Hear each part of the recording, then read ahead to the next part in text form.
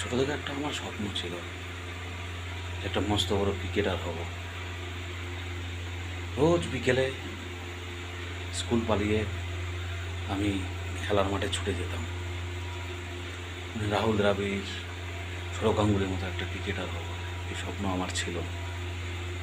কিন্তু আমার বাড়ির লোকের, আমার মা বাবা সবসময় চাইতো আমি পড়াশোনা করি, আমি একটা সরকারি চাকরি করি। আজ মা বাবার স্বপ্নটা পূরণ হয়েছে, আমি একটা সরকারি চাকরি করি, 50,000 টাকা স্যালারিও পাই, সব কিছুই আছে, সম্মান আছে, সব কিছু আছে। কিন্তু আমার স্বপ্নটা, আমার ইচ্ছাটা আর পূরণ হয়নি, পূরণ হলো না। কারণ আমার বাবা মা কোনোদিন আমার ইচ্ছাটাকে গুরুত্ব দেয়নি। আজ আমি বাবা মার স্বপ্নটা পূরণ করতে পেরেছি, সেটা পেরে আমি খুশি আছি। বাট আমার নিজের যে স্বপ্ন ছিল